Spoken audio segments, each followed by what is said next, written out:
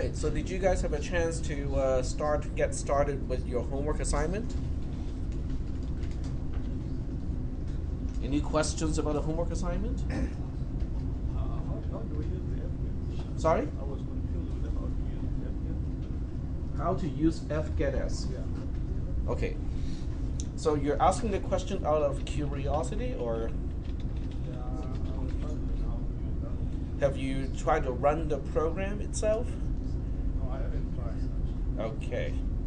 All right, so let's go ahead and get started here with the homework assignment.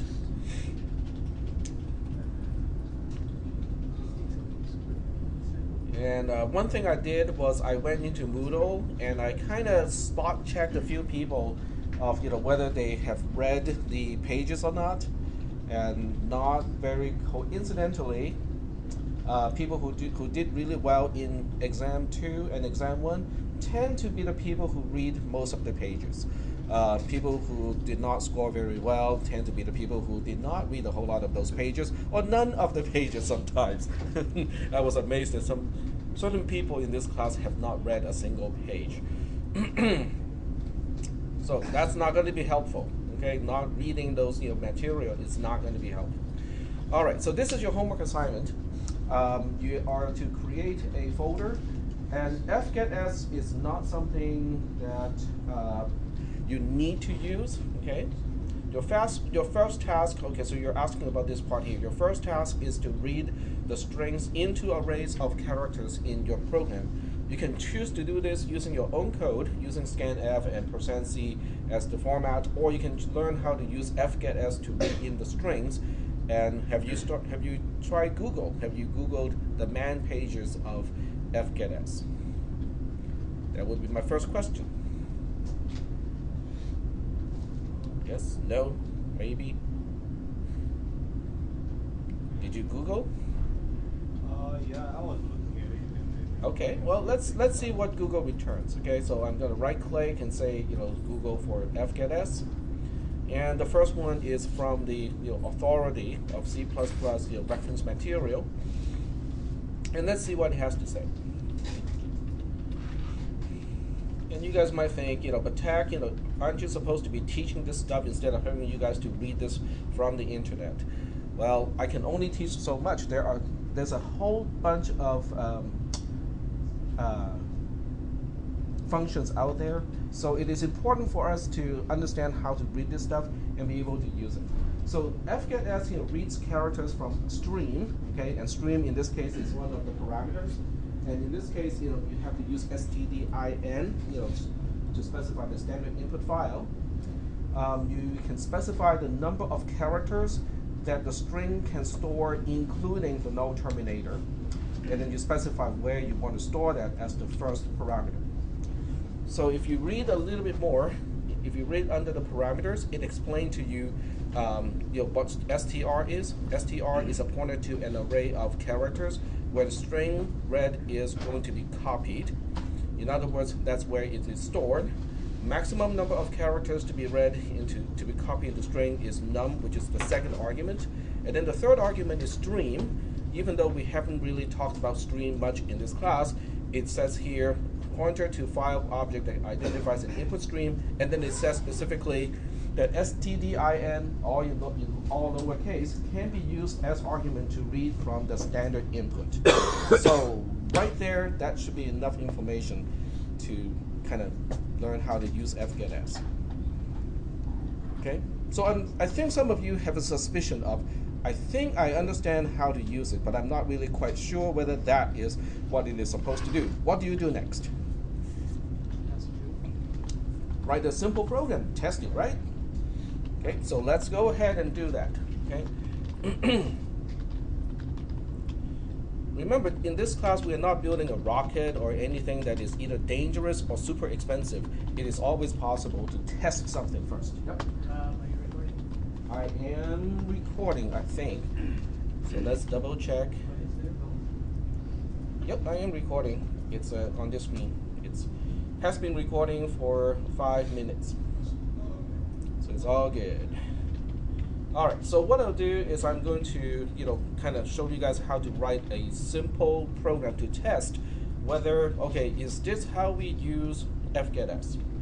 And you guys can help me along, okay? Test fgetS.cpp. Okay.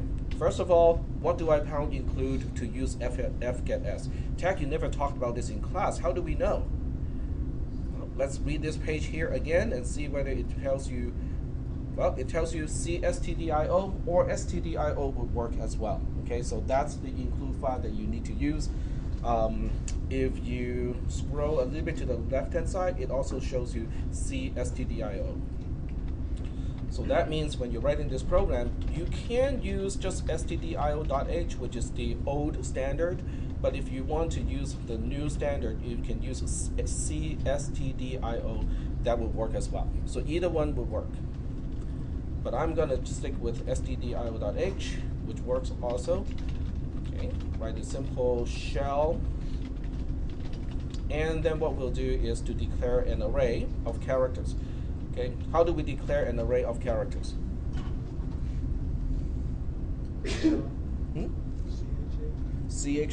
char, and then the name of the array, let's call it x, okay? And then what? The size of the array in square brackets, okay? So how big do you want this to be? 7. 7? Okay, fine. Okay.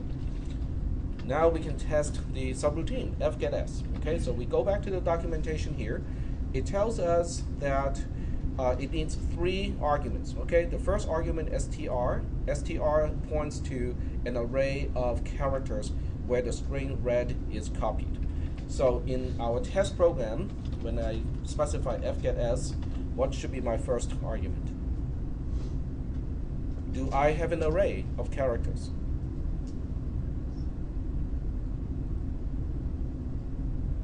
Is there technically Well, we have already declared an array of characters. We have declared an array of 7 characters, in fact. So what do I specify as the first argument?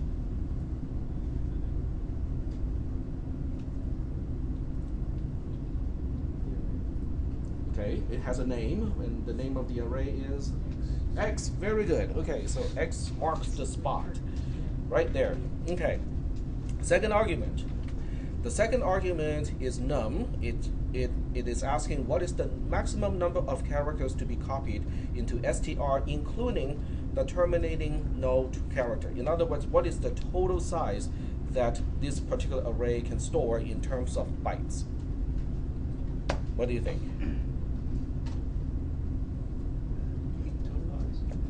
It's already here, okay? You know, whatever we need, that information is already here. Yes? Do character arrays include the terminating character? The no terminating character. But what it's really asking is what is the total capacity of the array that is already specified by the first argument. So X is an array of how many characters? 7. 7 is the capacity, okay? Now, if you want to be safe, you can say 7, okay? But that's not really a good way to do it. The best way to do it in this case is to specify size of X.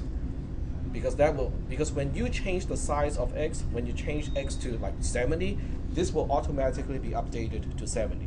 So this is a better way to do it. So size of is like an actual thing, or is that just a placeholder? It's not a placeholder. This is size of is what is actually considered an operator in C and C++. It tells you the actual number of bytes of whatever is in the parentheses is going to take. Yep. It comes in very handy in many, many cases. Okay. Okay, next is our last parameter, which is kind of confusing because we haven't really talked about the concept of a stream, but the documentation tells you something that might be helpful for this particular homework assignment. Okay, stream is a pointer to a file object that identifies an input stream. Okay, that's kind of like gibberish stuff because we haven't really talked about it. What about the second sentence? What does it say? It says stdin can be used as argument to read from the standard input. So in this particular homework assignment, are we reading from the standard input file?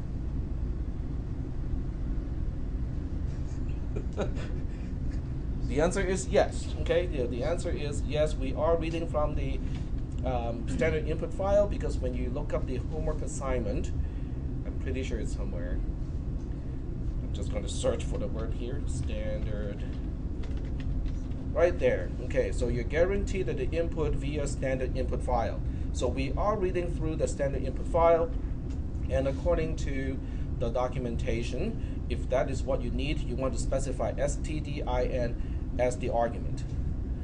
Okay, let's just say that we are not quite sure whether that is what it is supposed to be. So what am I going to do? Test it out. Test it out. Very good. Okay, so this is one of the very few things in life that is okay to test. Okay, because nothing is going to explode. You know, it's okay. If it doesn't work, it doesn't work. But okay, but if it works, then you have just confirmed that you know how to read a manual page. Is that okay so far with this test program? Okay. So now we just say, okay, we'll save the program. Yep. Put stdio instead of stdin. Oh. Well, let's see what happens when it's stdio instead of stdin. Okay. Very good. Good observation. So we'll go ahead and compile the program. G++-G for debugging. -O to, I'm just going to make the executable called T, and test fgets.cpp is the source. Okay, it's complaining. Okay, stdio was not there in the scope. We go back into the file, and as you said, it's a typo because it's supposed to be stdin for standard in. Fix that. Recompile the program, and it does compile. Now the fact that it does compile means, hey, if it doesn't work, it won't work in GDB. So at least we can try this out in GDB and see if it works or not. Is that okay? So we'll go ahead and try this out in GDB. Okay, we'll say GDB-T because that's the name of the executable. We list the program. Now this program does not have any output all by itself, so the only way to tell whether it is working or not is to put a breakpoint on line 7 so that we can tell, after fgets whether, it is storing the string that I have typed on the keyboard. So we'll go ahead and run put a breakpoint on line 7, right on the return line, run the program, and it doesn't seem to be doing anything, and it's not coming back to the prompt. Why is it doing it? It's waiting for input. Exactly, because standard input file is typically attached to what we call the console, which is your keyboard and your screen. Okay, and that's why it's waiting for you to type something, press the enter key, so it has one line to read. So it is now limited to size of X, which means it has 7 characters, including the null terminator. So let's see if we can handle along the line. Okay, this is a long sentence, which it really is not, but we'll press the enter key. Now we're at the line 7. It doesn't crash, but it doesn't mean that it works either. So what do we do to test, to confirm whether it works or not? Okay, first of all, what is it supposed to have done by now? Stored an array. Okay, storing what I typed into an array. The array is X. Okay, so what do we do to confirm whether it did it or not? Check the return value. Not the return value. It's supposed to have stored what I typed in the array. So what do we do to check whether it did it or not? Print X. Print X. Okay, print X will work, and it shows THIS space I, and that's it. Is that correct? Because, sorry? Oh, but the documentation said something about the null character, right? The 7 characters include the null terminator.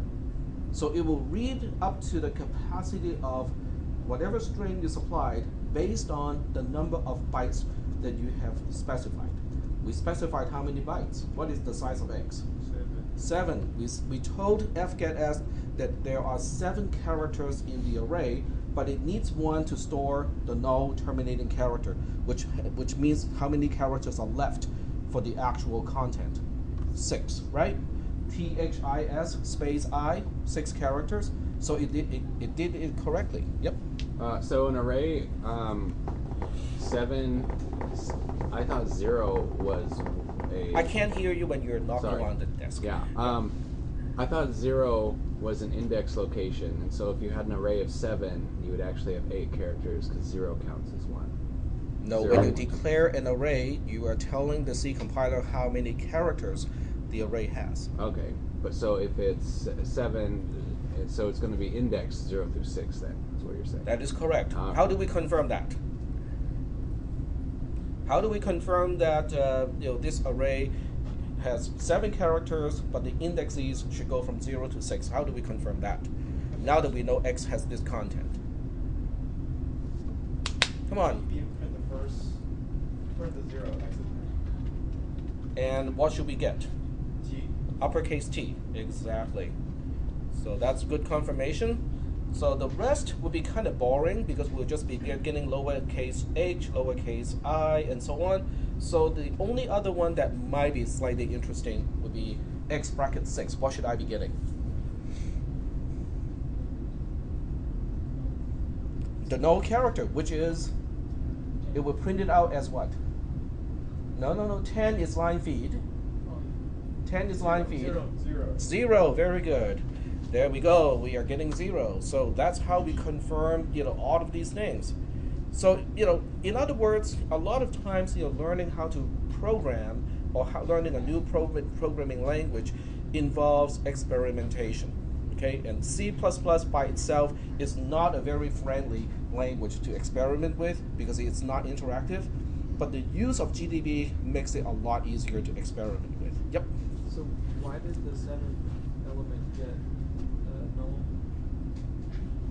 Because it needs a terminator. A C string is always terminated by a null character. Okay. In other words, you can declare an array to have 2 billion bytes, okay?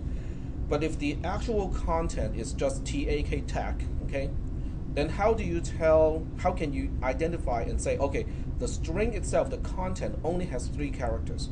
It's by putting a 0 or the null byte or the null character as the 4th character. So you have uppercase T, lowercase a, lowercase k, and then a null, what we call a terminator. So even though you do have 2 billions of bytes allocated, only the first 3 bytes is considered the content because of the null terminator. Okay. I'm not sure why the 7th element got null instead of the 7th element in the sentence, the 7th character in the sentence. There's no such thing as this. Right. That's actually the 8th element. Right. I know that. I'm just wondering why element 7, which is 6, I guess. Mhm. Why that didn't get I guess. The I is 5. Okay, let's take a look at this part here. 0, 1, 2, 3, 4. That's 5. Okay. Then why didn't the 6 or why didn't 7 get X?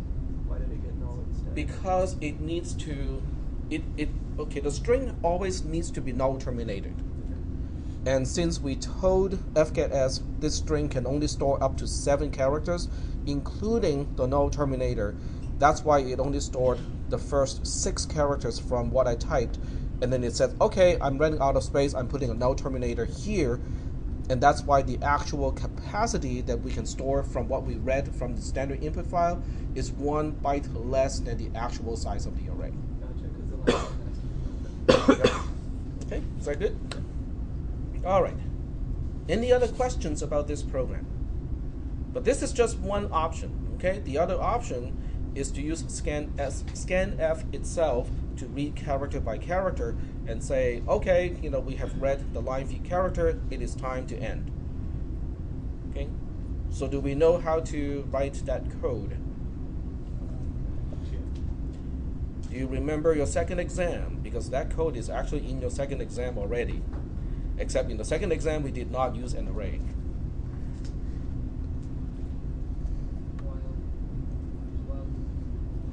You can use a while loop. You can do it recursively. There are many ways to do it. Okay, so you guys need to kind of get all the material, including the exam, and try to relate all of those things to the homework assignment.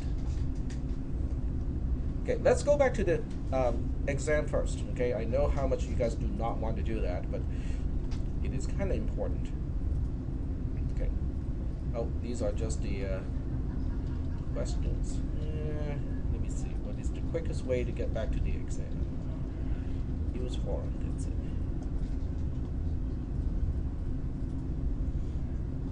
Okay. So here's the exam 2. Okay, Zerlo is fine. Okay. I would say this gives you a pretty good head start on the homework assignment of how to read a string in and put it into an array. Yep. Are you basically giving this second tool with FGetS as an alternative? It's an alternative. You don't have to use it. So if you look at this code here, okay, I'm just magnifying the part that is actually relevant to what you are doing with your homework assignment. Okay, question? Go ahead. How does this code relate to what you have to do for your homework assignment of reading in a string until you get to the line V character? Go ahead. You will keep reading the string until it hits line V. Yep. Yep. So what is this loop saying? It's saying as long as I can read a character into CH1 successfully, and what I read is not a line V character, do something about the character that I just read. Okay? Isn't that helping? I mean, isn't that kind of what you need to do? So in addition to this, what do you have to do to get it to read something into an array? Change the body of the loop, right? So instead of doing some kind of odd computation based on your student ID, whether it's an odd or even number, what you do, you just store the character into the array. Okay, but we haven't really talked about how to store, characters into an array or how to initialize an array. Well, that's why I checked how many of you actually read my notes. Okay, there is one note that is related to that. Okay, so I will point out where. I think it's over here. Initializing an array. Okay, does it sound familiar? I'm hoping so. Okay, so in this case, I guess that's not what I want. Let's see, what else? C strings.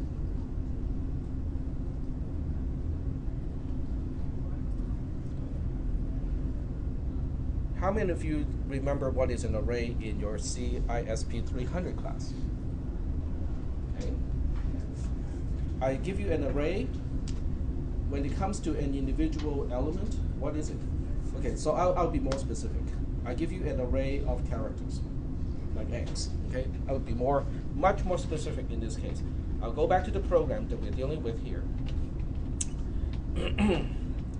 And I say, okay, I have an array which is called X, right? What is X bracket 1? What is it? Second element of the array. It's the second element of the array, and the array is an array of characters. So what is the type of X bracket 1? I don't care about the value, but what is the type? It's a char. Can I store an ASCII code into X bracket 1? It's just like any char variables, right? So if you can store into CH1 in the exam question, there's no reason why you cannot store into X bracket 1 or X bracket 2 or X bracket 3 and so on. Is that making any sense? So how do you control which character you're storing into? Because if you say X bracket 0, then it's always going to store into X bracket 0. If you say X bracket 1, it's always going to store into X bracket 1.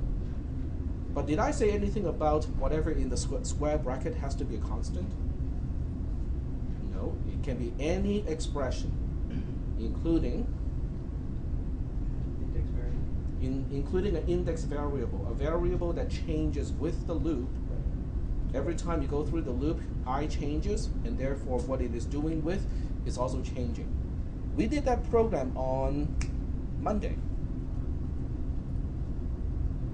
Do you remember on Monday, I illustrated a program that initializes an array of integers where the value of an integer is 2 times the index of that element. So you combine that example with the scanf code in your previous exam, in exam 2, then you have what you need. How to read characters from in a line from the standard input file into an array. Is that okay? I mean, do you guys get the general idea of how to do this? Yep. Is the copies of the exam questions up in Moodle that we can review to help us with our homework? Which exam are you talking about? Last exam.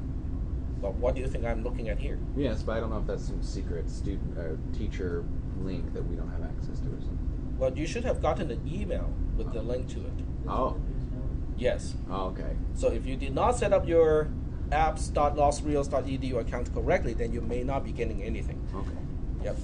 But this is sent out through the Moodle, email thing, so it should be broadcasted to everybody. It's a Moodle email thing, not a Los Rios Gmail thing? It's forwarded to the Los Rios email. Okay. Yep. So, just so I can get this right, don't you initialize an array in the main function, right? You can do it in a variety of ways. I did not restrict, how you have to do with this. You have to do it in this assignment. Okay, so you could initialize it inside of a different.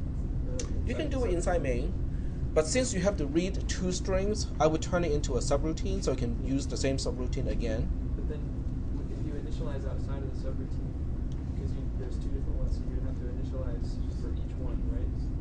You initialize and then use the subroutine. No, you write a single subroutine to read into a particular array, Yeah. and then you call that subroutine. But each time you call that subroutine, you supply a different array. So the first time it will read into the first array, Yeah. which is called soup. The second time it will read into the array called word. How would you change that? Well, you can change, you can make one of the parameters the array of characters. Okay, I'm not going to do your homework assignment, but I'll give you something close to that. Okay. Well, when I say close, it means it's close to me, but may not be close to other people. Okay. So init arrays.cpp. Okay, so the entire purpose of this program is to show you guys how to initialize different arrays. So I'm going to say void. Okay, this particular function does not return anything that is useful, or does not return anything at all. Okay, init array is the name of the subroutine. It has several parameters. First parameter is a pointer to an integer. Now, whether I say PTR and with an asterisk here, or I say PTR with open and close bracket like that, they mean exactly the same thing. Because in C and C++, any pointer is the length of an array. Okay, so you got to remember that part because this is the one part of C and C++ that is unique. No other programming languages would do that. Okay, so I can use this notation or the other one, doesn't matter which one. And I would also have a second one to tell me how many integers or how many elements PTR is pointing to, or PTR as an array, how many elements are in there. Okay, so that's my subroutine here. And I might even give it a next argument, which is k, which is the value that I'm going to store into every single element of PTR as an array. Okay. Okay. So now, what do I do? Quick question. You don't need a pointer because you did it the other way, which is by using the brackets, right? Yes. You can use square brackets, or you can use the pointer. They mean the same thing, but not both at the same time. If you use both at the same time, it has a different meaning, so it's not going to do what you think it should be doing. Okay, so in this loop, well, I just gave away a part of the answer here. Okay, so in this particular subroutine, what do we need in order to initialize all elements pointed to in the array pointed to by PTR? We need a loop of some kind. Okay, so we say we need a for loop. So with a for loop, I will just type in all the usual stuff first. I actually do not need an indexing variable, but it's typical that we use an indexing variable just for clarity of the program. So what I'll do is I'm going to use I as the indexing variable. That will be initialized to 0. Okay? It's not needed, but I'll just use it like that. So if I controls the index of the element that I'm initializing in each iteration, what would be a valid range of values for I? It has to start with 0, but when does it stop? When it equals to num, we should get out, because num as an index is already invalid, because num minus 1 is the index of the last element. Okay, so that means to stay in the loop, what should I look for? What is the condition to stay in the loop? How should I relate to num? Less than. Yep. Okay, very good. And just for I, what am I supposed to do at the end of each iteration?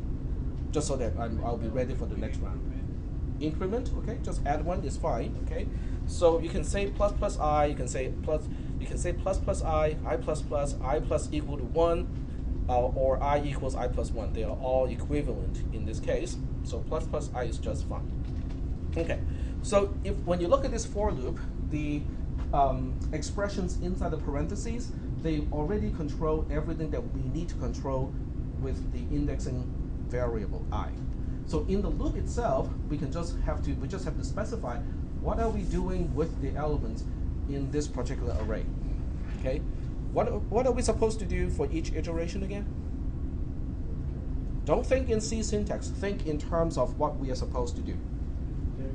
We are initializing. We are storing something into an element of the array pointed to by PTR. Okay.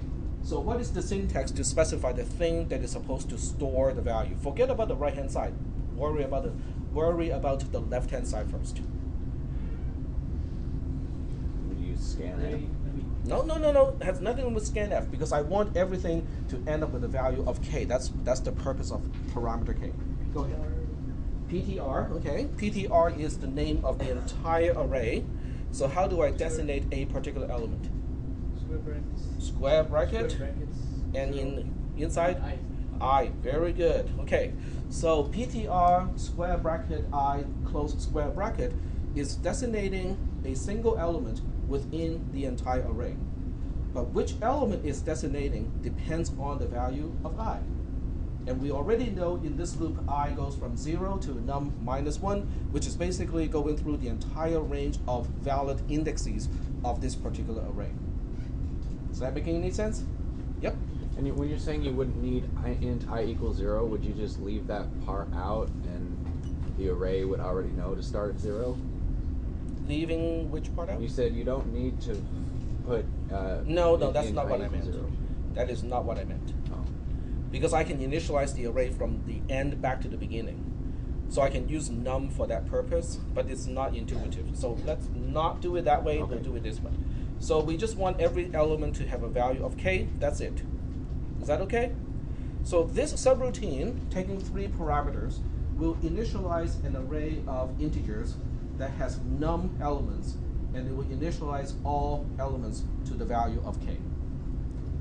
Is that okay? All right? So you guys have to kind of think about how this relates to your homework assignment.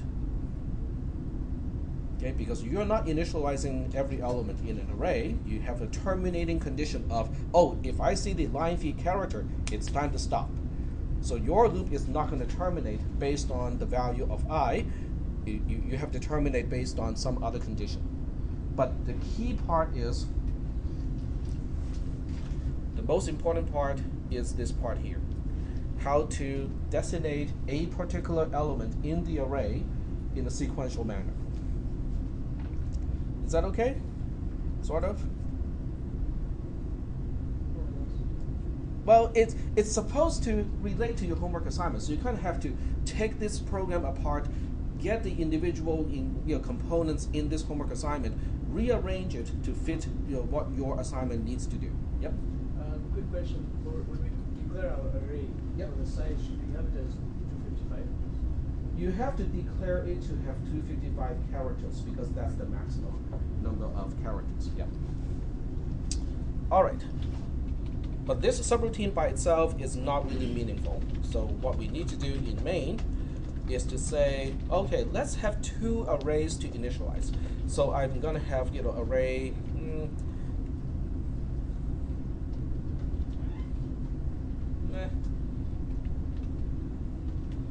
Positive numbers, maybe. Okay, so I just could say pos. Okay, there are 25 of those, and I have negative numbers, and let's say there are 10 of those. Okay, so I want to initialize all the positive numbers to 1 and all the negative numbers to -1.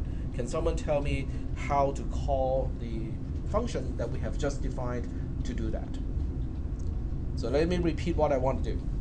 I want to initialize all elements of pos, POS for positive, to a value of 1. So all 25 elements should have a value of 1. At the same time, I also want to initialize all the elements of neg, which is negative, to -1. I need two function calls. Okay, both function calls will call init array, but how do I call that subroutine? Okay, init array. So the name of the subroutine. Open in parentheses, we specify the arguments. So what is the first one? Just pos by itself. Exactly. Okay. Very good. Oops. And then what do we specify? How many elements are we dealing with here? 25. Now size of would not be a good idea here. Okay?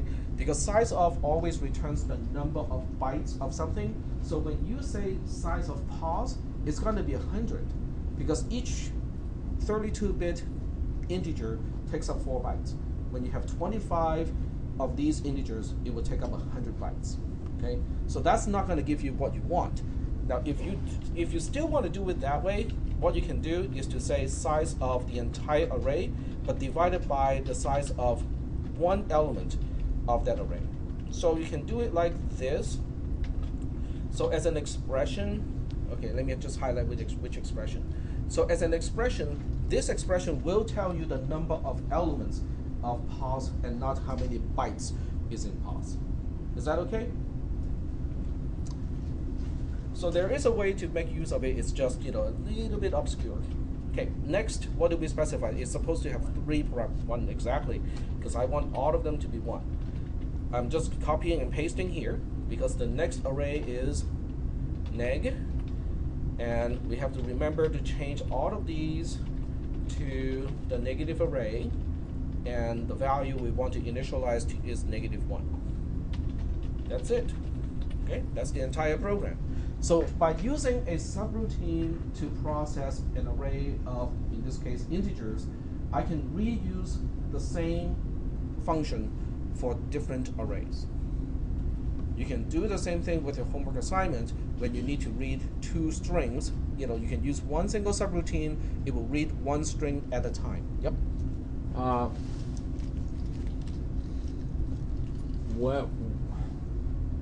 Why did you start off? Why is the parameter for k 1 and -1? What does the 1 and -1 signify? Because I want to initialize all elements to 1 for the first call. I want to initialize all the elements to -1 for the second call. That's what I said that I want to do. Isn't the last parameter k, which is how we're going to be able to be storing our elements of the array? What? Okay, look at the subroutine definition itself. How do I use k? Which line refers to k? Not counting the first line. PTR. Yes. So what is k being used for? To store. It's the value to store, right? Yeah. Yeah, which is what I want to do. I want to store 1 into all elements of pos. I want to store -1 into all elements of neg. I thought I don't understand. I thought k was going to be all of the all the elements of the array stored as k. So why is it being k equals 1 if we don't know if 1 is... I want all elements in pos to end up with a value of 1. That's what I want to do. You mean you want just the array to be size 1 with the number 1? No, I want the value of every element of pos to be 1. What do you mean when you say I want that? pos bracket 0 to be 1. I want pos bracket 2 to be 1. I want pos bracket 2 to be 1, and so on. Oh. Okay. That's what I said. Every element of pos, I want One. all of them to have a value of 1. Okay. But I claim that this program is going to do what I said it would do. Are you convinced? Well, okay, you should be fairly convinced, okay, because otherwise I do not deserve this job. But are you 100% sure this is going to do the job? Maybe not. I'm not 100% sure. Okay, so what do? Well, G plus first, and then GDB. Okay. So I will call this T again, just so that it's easier to spell. Okay, and then GDB T list the program. If I am really kind of sure this program is going to do what it's supposed to, I can put a single breakpoint on line 16. But I do want to put a breakpoint on line 14 first, just so that I can see the initial value of pos and neg before the initialization. Okay. So run the program. We have on line 14, right before line 14 executes, we can say print pos. Well, quite obviously they're not all ones. Okay. In fact, we only got two ones in it. Everything else is kind of like gibberish. Okay. Print neg. And they're definitely not all negative ones. In fact, we have not a single negative one in this array, which is great. Okay, this is what I want. Because if they start off with all ones and all negative ones, you can say that, well, your code did not have to do anything. It's already having the correct values. So now that we know pos and neg, start off with some kind of random gibberish value, we continue the execution of the program, go through both function calls. Now we are ready to exit the program. But before we do that, let's print pos. And it says what? Oh, there's only one here? No, hold on a second here. It says 1 repeats 25 times, which is the number of elements in pos. Okay? Print neg. Well, I don't know why this time it doesn't use the number of times, but it is printing how many negative ones? The right number of negative ones. It's printing 4, 6, 10 negative ones, and that's the number of elements of neg. So the functions do work as they are supposed to. Yep. The one where it says repeats 25 times, would that mean that there's 26 values in there, or Nope, just 25. Okay. Because it's basically saying all 25 things have the same value of 1. Any questions about this session? Are you guys starting to see how this may connect to your homework assignment? Okay, very good. Any other questions about the homework assignment? Because I like this approach. I like to give you a homework assignment, and then you guys, as you work on the homework assignment, you can ask questions related to the concepts that the homework assignment really needs in order to get it done. Any questions? Now, of course, this approach only works when people start to work on the homework assignment before the class. Yes? Can you give the simple version of what int num would be besides that division? Because I don't understand what the division is doing. I don't understand. Okay, so let me answer. Hold on. We have the soup and then we have the word. We have what? No, the soup and the word. So if the word there is nothing there, Okay. suppose to just indicate that there is nothing, how do you want it to? That's a good question. Okay, so the question is, what if word itself is empty? There's nothing in word. It's an empty line, right? So with an empty line, well, first of all, would it matter at all Because the program is supposed to print out the indexes of elements of soup that match each and every character in Word. Is that right? Yeah. If Word is empty, is there any output of this program? You just answer your own question. But you do have to handle that case. Okay? Because if Word is empty, the program has no output. But that's only because of the definition of what the program is supposed to do.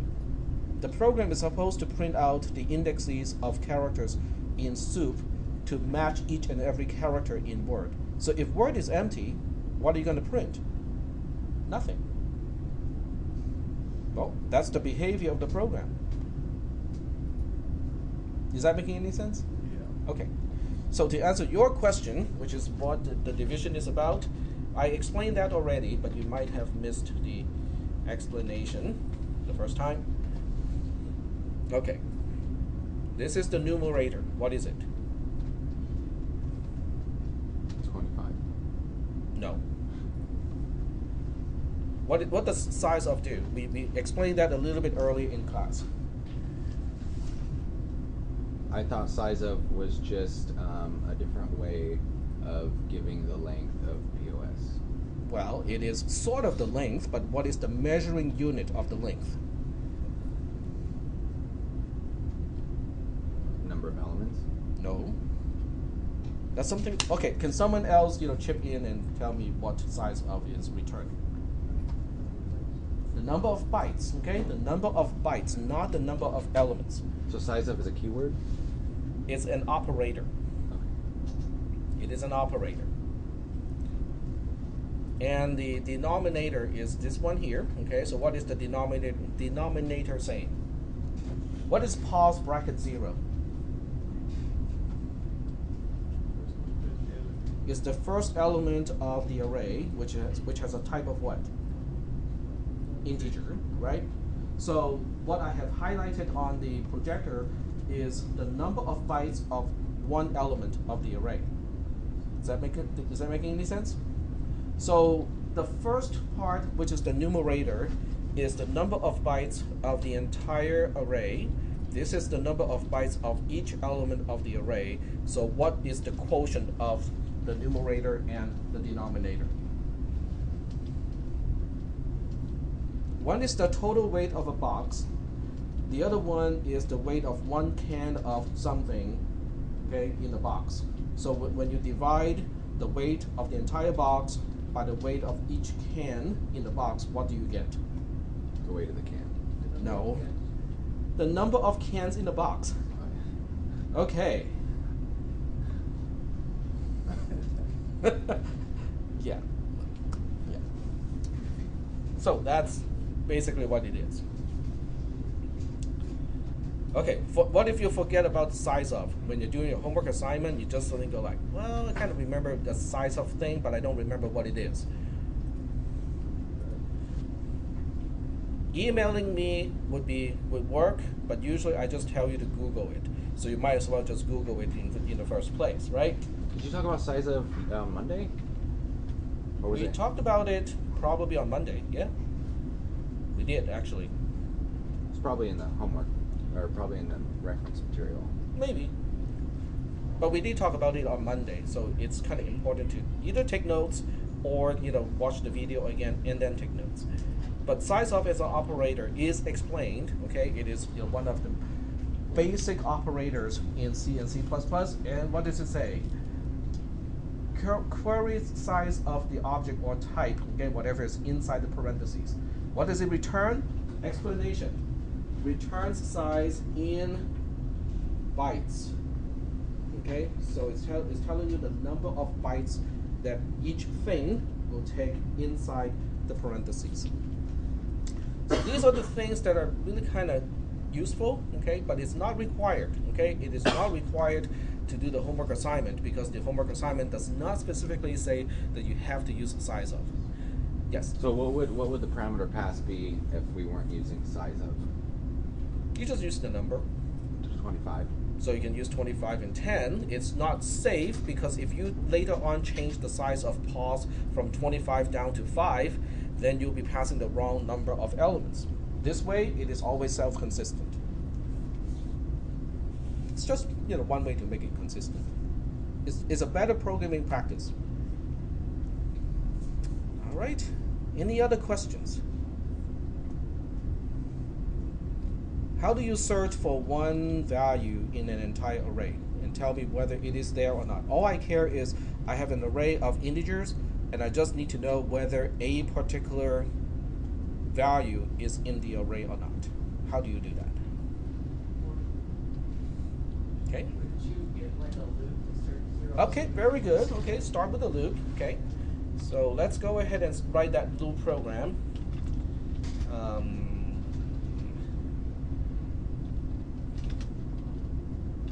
Okay. So I would call it find value. Okay. And I will make a subroutine to locate a particular value. It just tells me whether it's there or not. That's all it needs to do. Okay.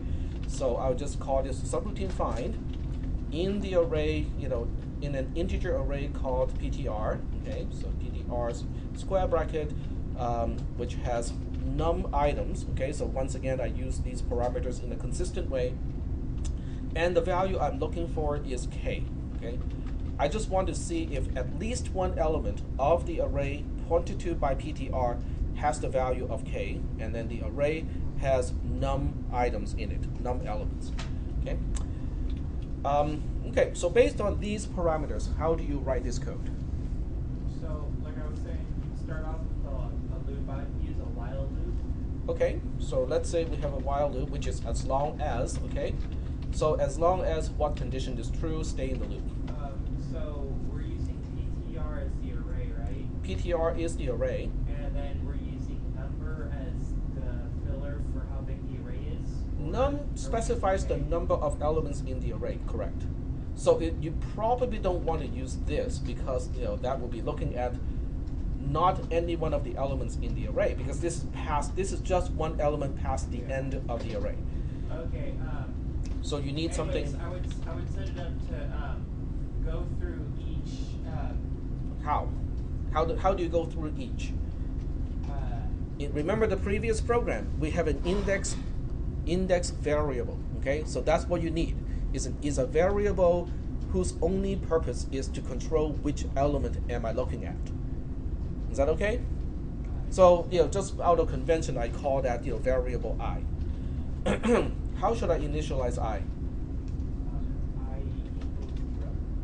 Because That's where we want to start. That's the first. that's the index of the first element. Very good. Okay, so that's good. So now what are we looking at here? As long as what?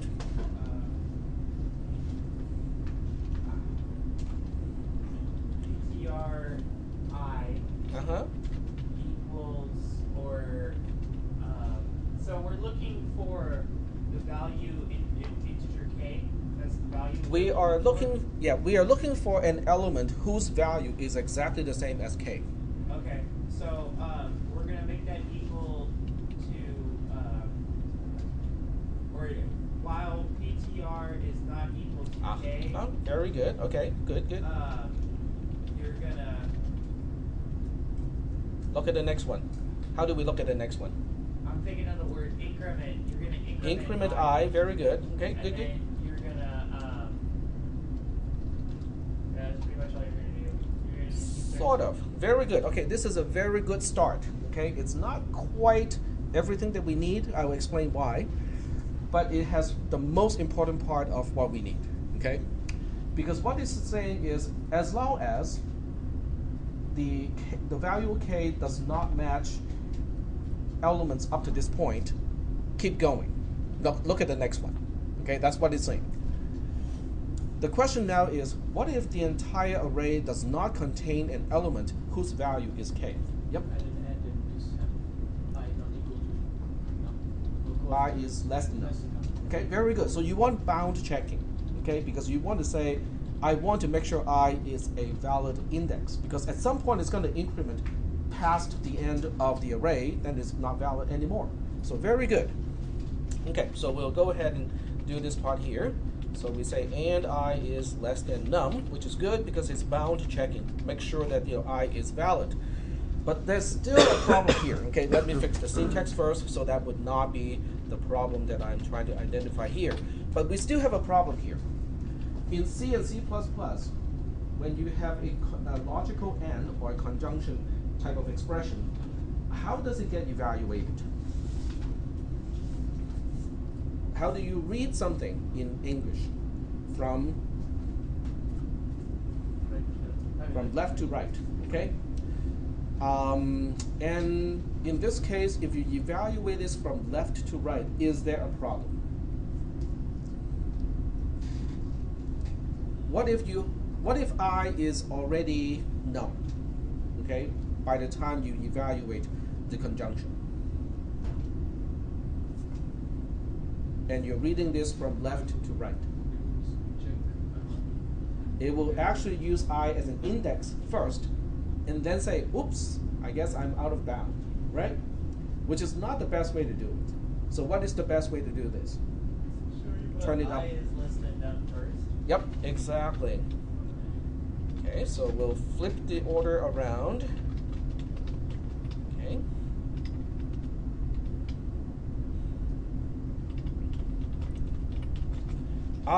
But somebody's going to say, but it's a conjunction. It will evaluate the left-hand side, it evaluates the right-hand side, and then it will decide whether the whole thing is true or false. Well, that's what a mathematician will tell you, but not a programmer. Okay? Because in C and C++, okay, I'm hoping your previous class in CISP 300 and 301, they teach you this concept as well. Did you guys learn anything about lazy evaluation or short-circuited evaluation? Yes? Yep. If you can confirm the expression is false, you can just not evaluate the second part. So in this case, we are actually counting on short-circuited evaluation. Because if I is none already, it will fail the first expression, the left-hand side. Now with a conjunction, if you have one side being false, what do you know about the entire expression? It has to be false. So it will short circuit and not even bother to evaluate the right hand side. Unless it was or. Well, if it's or, then it is, if the left hand side is true, then it won't bother to evaluate the left hand side, because if you have true for the left hand side, the whole thing is going to be true anyway. So it is still based on the principle of short circuited evaluation, or otherwise known as lazy evaluation. Okay, so that part is important because C and C++ and all practical programming languages actually have that feature. Okay, so after you get out of the loop, what are we going to return? How do we know, how can we tell the caller whether the value k was found in the array or not? What would be a good indication of that? You could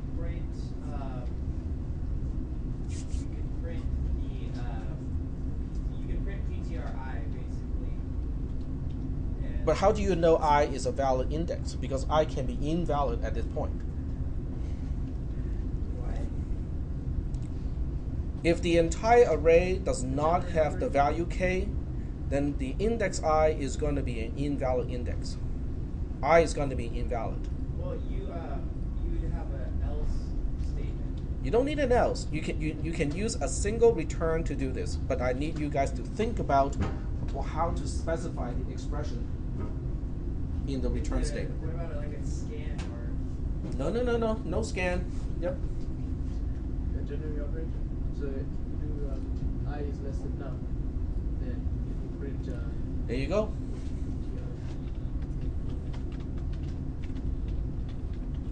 That's it.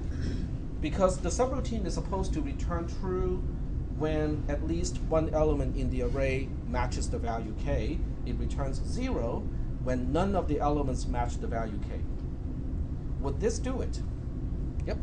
I'm confused. Is the point of this function just to validate that what we're looking for, if we pass k, that's just verifying that yes, k does exist within this array? No, the purpose of this is to help you with your homework assignment. Well, I'm giving you half of the homework assignment right here. I know, but what I mean is the defined. It's defined as find. Is what it doing verifying that Okay. the parameter k is being found within the array? Is that the Okay. whole point of this? The documentation. Okay. PTR is an array of integers. Num is the number of elements in the array pointed to by PTR. K is the value that we want to find in array PTR, or the array pointed to by PTR, but I'm just abbreviating here. Okay, the return value is 0 if none of the elements of the array pointed to by PTR is K. The return value is non-zero if and only if at least one of the elements of the array pointed to by PTR is K. How's that? Okay, so it's only saying that K exists within the array. It's not telling you at what indices K exists at. Yes, that is correct, because otherwise I would be actually doing your homework assignment. Which I have no intention of doing. Saves so much time. But this is close. This is really close, okay? The question now is this expression in the return statement going to indicate whether K matches at least one of the elements or not? That's the question. No. And why so? Why? You're just specifying that I is less than none. But that's outside of the loop. Okay? This is after the while loop.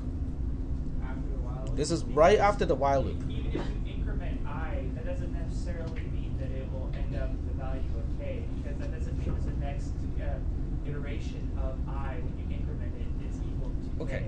I know why. PTRI equals to K. Okay, so let Adam go. So you won't know because I is initialized at 0, and if it's Yes. iterated or not, it's still going to be less than 1. So we have no idea if the loop ever actually went through an iteration or not. Okay, so this is how I look at this. Okay, I look at this and I say, how do we get out of the loop? Well, the easiest answer of how we get out of the loop is this entire thing is false, right? Okay, Yeah. so what does it mean when this whole thing is false? And PTR. Well, we got I two chances to make it false, right? Is equal to K. Okay, Yeah. so okay, hold on. Say that again. When PTRI is equal to K.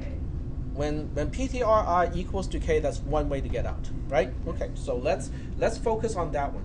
So you're basically saying if this is false, then we can get out of the loop, correct? Yes. But the fact that we are evaluating this part means, because we have short circuit evaluation, it means this part has to be true. Yes. So that means if this part is true, which is this part here, and yet we are out of the loop, it means this has to be true. Which means it is found. And that means returning non-zero is the right thing to do. Is that making any sense? Yes. On the other hand, what is the other reason why this entire expression can be false? I equals to num or greater than, I don't really care as long as it's not less than, right? So if I is, what is the only reason I is not less than num? We have gone through the entire array and yet we cannot find an element matching the value of K, right? Wouldn't that be a good reason to return 0? Yeah. Yep. Did you guys study pre and post condition in CISP 300 and 301? Sort of? A little bit? I never Okay. heard of that. Because what I just mentioned, the way I analyzed the logic of this loop is pre and post condition analysis. It's just based on the code itself, based on the logic, figure out, okay, when this is true or when this is false, it implies, these things have to be true or false. Yep. Just make sure I follow correctly. So say it does 60 iteration. It has an array with 7 elements. It goes through hits the last one, but then I would still technically remain 6 because. No. If none of the elements is matching, then I would be 7. All right. I would be 7 because you would have gone through one additional plus plus, because this condition will still be true when I is 6. So I would actually become 7, and because 7 is not less than 7, you exit. Is that okay? And just a functional question, if you just had I is less than or equal to num, would it nullify the need to have them in the right order? If you have I is less than or equal to num? At which part? This part? Yeah. Or this part? At the while. You mean here? Yeah. That would not be safe, okay? It would not be safe because you would have gone through one additional iteration. Oh. Because when I equals to num, I is no longer a valid index. But yet, if when I equals to num, I is less than or equal to num is true, which means the short circuit evaluation would not short circuit in that case, which forces you to go through PTR bracket I, but since I is not valid, you're not supposed to look at that element. So that's why it should not be less than or equal to, it should just be less than. Okay, very good. Any other questions? Yes? Couldn't you actually have it return never mind. You mean PTR bracket I equals K? No, I was just trying to find a condition in which when you returned I is less than num, if it returned it as true, it could have somehow actually not found K. Any other questions? No questions? Okay, let me see if you guys read this part, because it's pointer arithmetics. Did anyone read this part? I know some of you did. Okay, so in this one, it basically talks about how the addition to a pointer is kind of the same thing as adding, indexing. Okay, so what I'll do is I'm going to give you the code equivalent to this find, but it's in a recursive way. Okay. All right, so I'll just kind of go through this. You guys can, use your time to figure out how it works. Okay. I want this to be recursive. Okay. In other words, somebody gave me an entire array, okay, of integers. Give me the size of the array, how many elements are in the array, and they also tell me which value I'm supposed to find. But I want to do this recursively, which means I want to break this into a smaller problem. I want to turn it into a smaller problem and pass it along to somebody else if I cannot solve the problem. Is that okay? So what I'm going to do is to do it recursively, and I will handle the easiest case first. The easiest case is when num is 0. What should I do? Okay, let's think about what this means. Okay, somebody gave me an array, okay, kind of like a box, right? And inside the box there's nothing. And I'm also given the instruction of, oh, Tech, can you see if you can find 5 in this box? What do you think is the answer? I'm supposed to find 5 in an empty box. Can I find it? Nope. The answer is no. Okay, if there are no numbers inside the box and I'm asked to find a specific value, the answer is no, I cannot find it. Is that making sense? Yeah. Okay, very good. So the answer is false. Okay, so I'm just going to use my local variable result here and indicate result is false because there's no number in an empty box. All right, what if the box is not empty? All right, so if the box is not empty, there's still one easy case that I can handle. If the box is not empty, it means it has at least one item in it. Is that right? Okay, so I can count on at least PTR bracket 0 to be there. Does that make any sense? Okay, then I will say if PTR bracket 0 is the value that I'm looking for, then what should be the result in this case?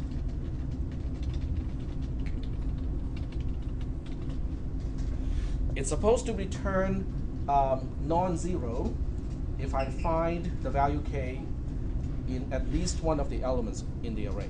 So result should be non-zero. Okay, some kind of value that is non-zero. You can pick your own non-zero, or you can say non-zero. Either way works. Okay, they mean the same thing. It's not zero, just return a random positive? It will just return some kind of non-zero value, but that's all we need. So it's just as good. All right, so here we have the actual case where, okay, the box is not empty. It has at least one element. But this one element, at least the first one, is not what I want. So how can I be lazy and pass this on to the next person? I take that item out, the first one out, and then I pass the box with one less item to the next person and tell the next person, hey, look for this value in this box. Is that making any sense? Okay. So how do we specify that here? Result is go find something, and I need to reduce the size of the box by 1. Okay, so I'll just go put some question marks here, but I clearly need to subtract 1 from num, because the number of elements of the next person dealing with this box is going to be num minus 1, right? Because I just took care of the first item, so the rest of the item is there will be 1 fewer item in the box. The value that I'm searching for is still k, so that one is still here. So the question now is, how can I make this box smaller, in quotes? This is where pointer arithmetic comes in handy.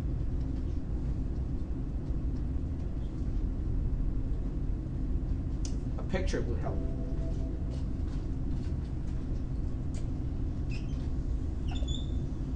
Here is an array. Okay? But tell me again, what is the one thing about C that is kind of unique of all programming languages? It sees an array as what? A pointer. Very good. So a pointer is merely indicating where the entire array starts, but it never indicates where it ends. Okay? In order to tell how many items is in this array, I need my explicit parameter n, num, in this case, to be there. Is that okay?